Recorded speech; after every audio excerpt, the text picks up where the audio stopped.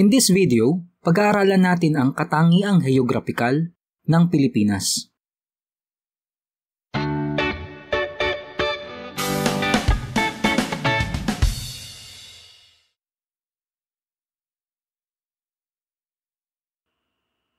Pansinin ang mapa ng Pilipinas. Ang Pilipinas ay binubuo ng maraming pulo, kaya ito ay tinatawag na kapuluan o arkipelago. Masasabi natin na ang Pilipinas ay isang bansang insular. Anong ibig sabihin nito? Insular. Ito ay tumutukoy o may kaugnayan sa pulo. Ito ay nanggaling sa salitang Latin na insula na nangangahulugang pulo o island. Masasabi rin natin na ang bansang Pilipinas ay isang bansang maritime, tulad ng pagiging insular. Ang ibig sabihin ng maritime ay tumutukoy o may kaugnayan sa dagat o gawaing pandagat.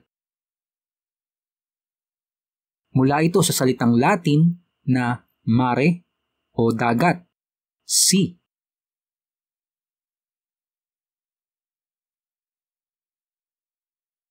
Makikita dito sa mapa ng Southeast Asia o Timog Silangang Asya ang Pilipinas. Mapapansin na ang Pilipinas ay napalilibutan ng karagatan.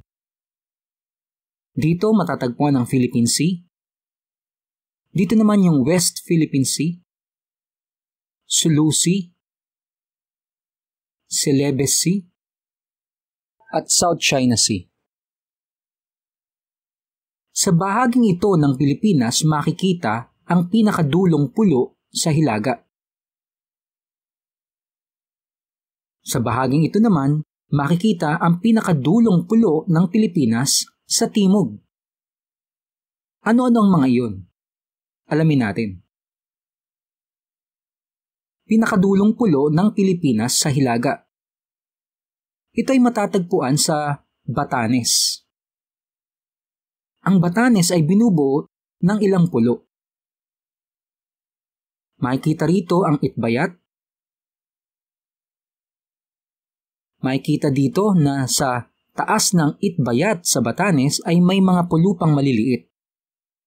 Sa dulo nito, matatagpuan ang isla ng Iami.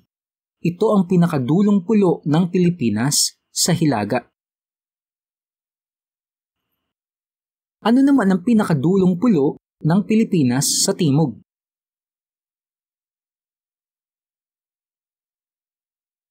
Ito ay matatagpuan sa lalawigan ng Tawi-Tawi. Makikita sa mapa ang Zamboanga, ang Sulu, at ang sunod nito ay Tawi-Tawi. Ang Tawi-Tawi ay binubuo ng mga isla. Makikita dito ang isang isla na Sibutu. Sa timog ng Sibutu ay makikita ang isa pang maliit na isla.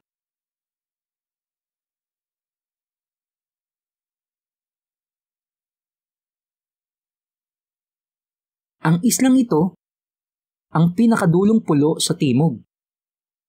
Ito ang tinatawag na isla ng Saluwag. Ito ang pinakadulong pulo ng Pilipinas sa timog.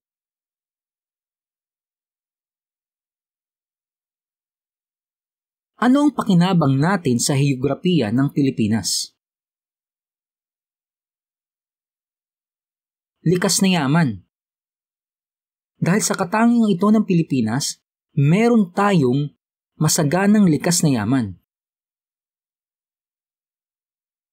Yamang tubig. Dahil arkipelago ang Pilipinas, sagana ang Pilipinas sa anyong tubig, lalo na sa dagat. Dahil ang Pilipinas nga ay isang arkipelago o kapuluan. Mapapansin dito sa mapa na sa pagitan ng mga isla o mga pulo ng Pilipinas ay may dagat. Ito ang kagandahan ng Pilipinas. May dagat na nakapaligid at nakapaloob sa teritoryo ng Pilipinas. Ang pangingisda ay kabuhayan at trabaho ng maraming Pilipino. Isang industriya rin ang pangingisda. Maraming nakikinabang sa pangingisda. May mga Pilipino na ang trabaho ay pangingisda. May mga negosyo ring nabubuo dahil sa pangingisda. Dahil sa mga negosyong ito, maraming mga Pilipino ang nagkakaroon ng trabaho. Ilan sa mga isdang yaman natin ay ang tuna, sardine, at bangus. Ang hanguan ng tuna ay makikita sa Mindanao. Ang sardine naman ay sa Visayas at Mindanao rin. At ang hanguan ng bangus ay sa Luzon at sa Visayas.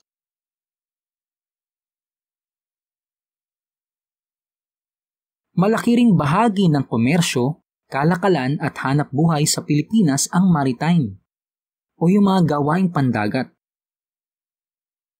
Ang mga produkto na galing sa iba't ibang probinsya ay dinadala sa pamamagitan ng mga barko. Itinatawid ito sa dagat sa pamamagitan ng barko. Kaya malaking bagay sa Pilipinas ang maritime. Sa mga negosyo na kaugnay dito sa maritime, maraming mga Pilipino ang nagkakaroon ng trabaho. Hindi lamang sa pagtitinda, kung hindi sa mismong empleyo na ibinibigay ng transportasyon. Sa mga transportasyong pandagat o maritime, maraming mga Pilipinong nagkakaroon ng trabaho. Halimbawa dito, yung mga nagtatrabaho sa barko. Makikita dito ang mga barko na ginagamit na transportasyon, di lamang ng mga tao na pumupunta sa iba't ibang bahagi ng Pilipinas, sa iba't ibang lalawigan, kundi kasama na rin na ang mga kalakal. Ginagamit ang barko sa pagdadala at paglilipat ng kalakal mula sa iba't ibang lalawigan. Panlima ang Pilipinas sa mga bansang may pinakamahabang coastline o baybayin. Maraming dalampasigan o beach sa Pilipinas ay kilala na pasyalan o lugar panturismo. Ilan lang dito ay ang Alegria, Punta Bayo, at Puraran. Saan makikita ang Alegria? Ito ay sa Siargao, Surigao del Norte. Ang Punta Bayo naman ay matatagpuan sa Sipalay, Negros Occidental. At ang Puraran ay matatagpuan sa Baras, Catanduanes. Ang Pilipinas ay isang bansang insular o maritime. Kaya ang Pilipinas ay may magandang katangiang heograpikal. Bilang Pilipino, dapat nating ipagmalaki at pahalagahan ang katangiang heograpikal ng Pilipinas. Kung may natutunan ka sa video ito, like this video.